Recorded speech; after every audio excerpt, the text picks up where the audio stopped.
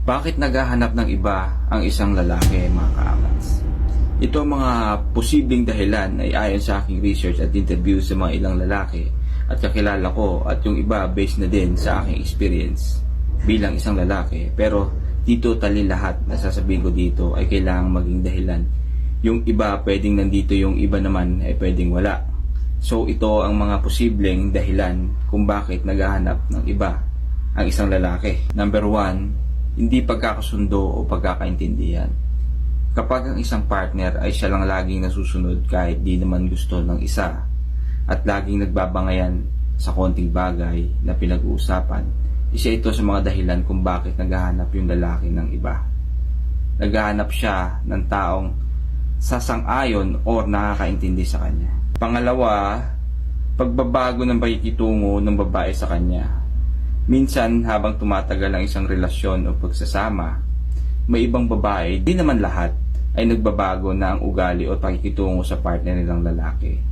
Habang tumatagal, nawawala yung dating babaeng minahal nila na sobrang maalaga at mapagmahal.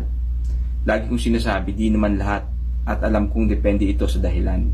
Pero sa totoo lang, may mga babae talagang sadyang nagbabago ng pakikitungo nila sa kanilang mga partner na lalaki kahit habang tumatagal. At isa itong dahilan kung bakit naghahanap ng ibang babae ang isang lalaki. Pangatlo, pagbabago ng pisikal na itsura ng isang babae.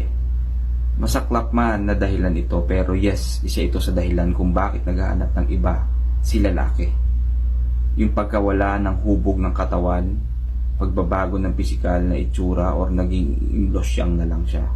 At ito, or sobrang tumataba, or sobrang pumapayat, kawalan ng oras sa pag-aayos sa sarili or pag-exercise para mapanatili ang healthy lifestyle. Di naman lahat, at alam ko na may sarili kayong dahilan kung bakit nangyayari ito, lalo na sa may mga nanay na. Minsan, para sa mga babae dyan, mas maganda pa rin yung di ninyo pinapabayaan yung katawan ninyo, at kahit 5 na yung anak ninyo, 3 or 4, to be healthy and beautiful doesn't mean you're doing this only for your partner, but you're doing this especially for yourself.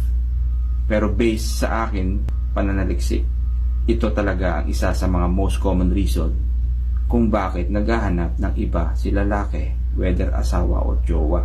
Pang-apat, pagkabagot or bored na sa pagsasama. Ayon sa research, ito sa top common reason kung bakit naghahanap si lalaki ng iba. Dahil naboboard na siya sa isang pagsasama. Yung mga lalaki talagang madali maboard sa isang relasyon, lalo na pag di nila na-meet yung total desire na gusto nila sa isang relasyon. Naghahanap na sila nito sa iba, kaya madali silang maboard sa partner nila. Kailangan minsan meron new things or activities kayong ginagawa para mapanatiling active ang isang relasyon. Di lang pagtatalik, ngunit sa ibang bagay gaya na lamang ng sharing ng hobbies, going out, sharing thoughts and experiences para maging active ulit ang desire ng inyong relasyon. Huwag palaging same thing lang nangyayari sa relasyon ninyo sa araw-araw, dahil dito minsan naboboard si lalaki, lalo na pag yung personality niya is outgoing person. Panglima, pagtanggi ng partner sa kanilang pagtatalik. Pag laging tumatanggi si babae sa pagtatalik, madali ding maboard si lalaki. Dahilan kung bakit naghahanap ito ng iba. Natural sa isang lalaki ang mahilig sa pagtatalik. Kaya sa oras ng tanggihan sila ng kanilang partner, minsan nagpapatanong sila kung may kulang pa ba sa pagkalalaki nila o wala, at doon nag-uumpisa kung bakit naghahanap sila ng iba. Sa isang pagsasama, whether bago o matagal na, dapat di nawawala ang desire na yan. Ang intimacy ng pagsasama, and it should be always sharing. Di laging si lalaki lang. Sa pang-anim, pagkakaroon ng bisyo, at isa na dito ang kahiligan sa pagtatalik. Maaari ring nalululong sa pag-inom ng alak o iba pang bisyo ang dahilan kung bakit nangangaliwa ang mga lalaki. Dahil ang pagkakaroon ng bisyo ay nakakaapekto sa tama niyang pag-iisip na resulta ng mamaling desisyon, lalo na pagdating sa pakikipagrelasyon at pakikipagtalik sa iba. Pangpito, kawalan ng karanasan o immaturity. Minsan sa pagiging immature ng isang lalaki, naghahanap ng iba ito to experience more things on having a relationship. Minsan sa mga immature na lalaki, sila itong paiba-iba ng babae at di nagtatagal sa isang relasyon at never pang nagkaroon ng seryoso at matagal na relasyon.